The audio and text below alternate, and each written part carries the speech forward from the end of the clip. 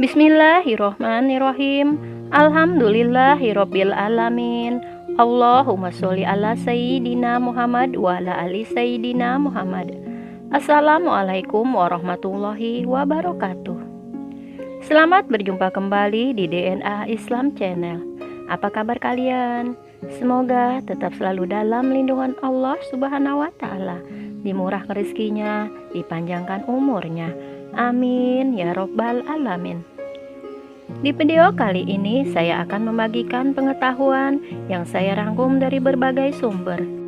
Untuk itu, simak video ini hingga akhir agar tidak salah dalam pemahaman. Sahabatku yang beriman yang dikasihi Allah,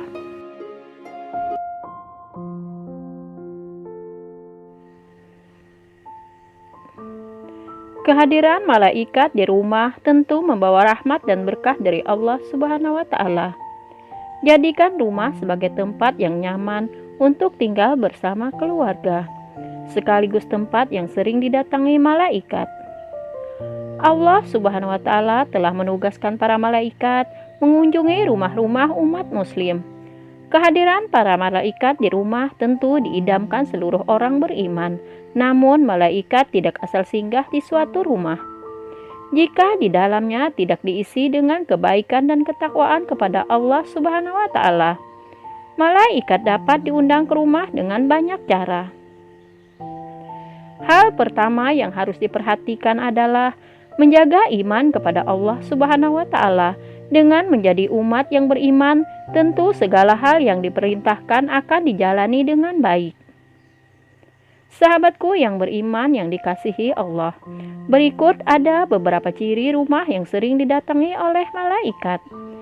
Yang pertama, rumah yang sering dipakai untuk berzikir. Berzikir menyebut nama Allah Subhanahu wa taala. Memiliki banyak keutamaan termasuk mendapat pendampingan dari malaikat. Ketika penghuni rumah senantiasa berzikir, maka para malaikat akan berkumpul bersamanya. Apabila penghuni rumah senantiasa berzikir, maka malaikat pasti akan mudah mengunjungi rumah dan memberi rahmat. Dari Abu Hurairah radhiyallahu anhu bahwa Rasulullah shallallahu alaihi wasallam bersabda, suatu kaum tidak duduk dalam suatu tempat untuk berzikir kepada Allah kecuali mereka dikelilingi oleh para malaikat dan diliputi rahmat, dan Allah menyebut mereka termasuk orang-orang yang ada di dekatnya. Kemudian yang kedua, rumah yang dijadikan tempat sholat. Sholat adalah ibadah paling utama bagi seorang muslim. Rumah bisa menjadi tempat sholat sehingga ibadah ini dapat memberi cahaya dan ketentraman bagi penghuninya. Diriwayatkan dari Aisyah radhiyallahu anha, Rasulullah shallallahu alaihi wasallam sholat malam, dan jika hendak sholat witir, beliau membangunkan Aisyah dan menyuruhnya untuk sholat. Hadis riwayat Muslim. Hendaklah di dalam rumah disediakan mihrab atau tempat sholat sebagai tempat khusus untuk mengerjakan sholat. Sebagaimana anjuran ini disyariatkan dalam firman Allah Subhanahu wa taala, surat Al-Imran ayat 39. Kemudian malaikat Jibril memanggil Zakaria, sedang ia tengah berdiri melakukan sholat di mihrab. Katanya, sesungguhnya Allah mengembirakan kamu dengan kelahiran Yahya, yang membenarkan kalimat yang datang dari Allah, menjadi ikutan menahan diri dari hawa nafsu, dan seorang nabi termasuk keturunan orang-orang soleh. Rumah yang memilikinya senantiasa melaksanakan sholat juga akan membuat malaikat senang datang berkunjung. Dari Abu Hurairah, Rasulullah Shallallahu Alaihi Wasallam bersabda, di tengah-tengah kalian ada malaikat yang silih berganti bertugas mengiringi kalian di waktu malam dan siang hari. Mereka bertemu ketika waktu sholat asar dan waktu sholat subuh. Malaikat yang mengawasi kalian naik ke langit. Lantas Allah bertanya kepada mereka, bagaimana kalian meninggalkan hamba-hambaku? Para malaikat menjawab, Kami tinggalkan mereka sedang mereka tengah mendirikan sholat, dan kami datangi mereka sedang mereka mendirikan sholat. Kemudian yang ketiga, rumah yang digunakan untuk membaca Al-Quran. Rumah yang sering digunakan untuk membaca ayat-ayat Al-Quran akan dihadiri oleh malaikat dan ditinggalkan oleh setan-setan.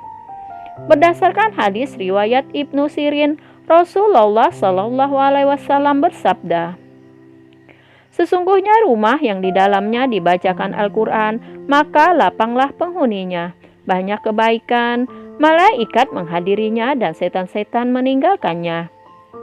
Sebaliknya rumah yang tidak dibacakan Al-Quran, maka sempitlah penghuninya, sedikit kebaikannya.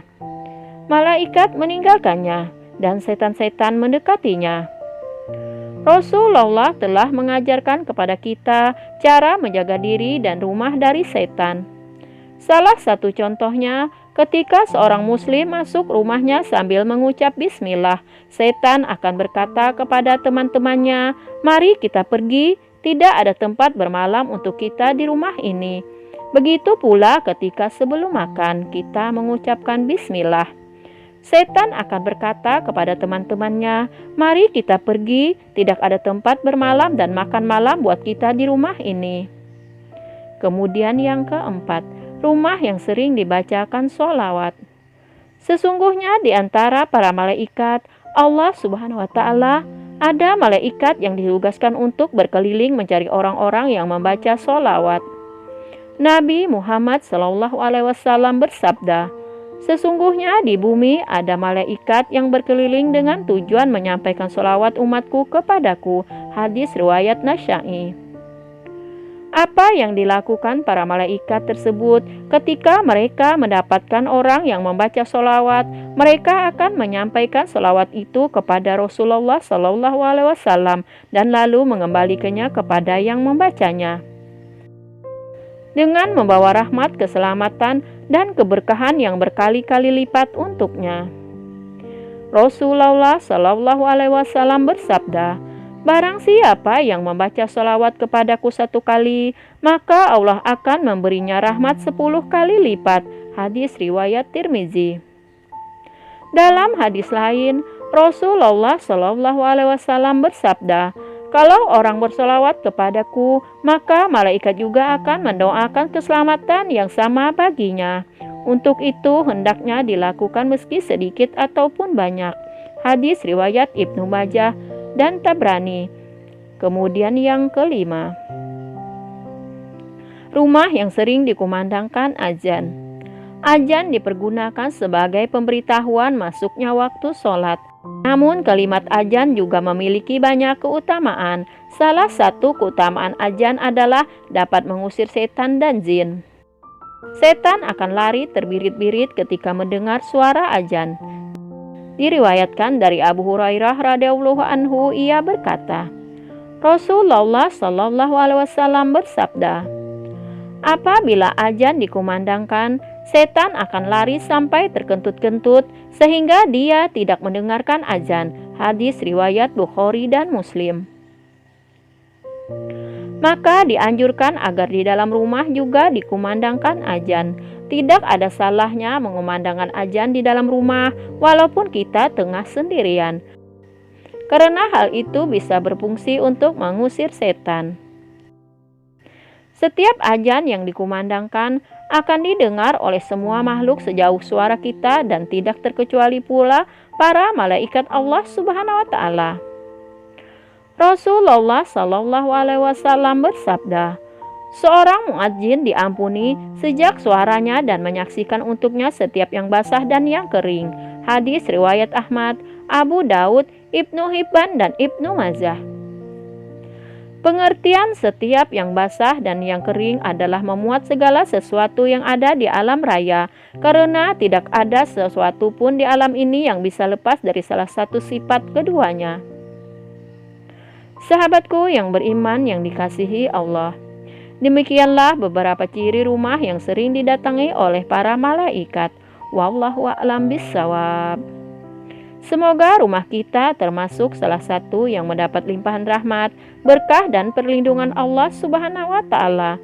Amin ya robbal alamin. Demikianlah yang dapat saya bagikan hari ini. Semoga bisa bermanfaat untuk kita semua.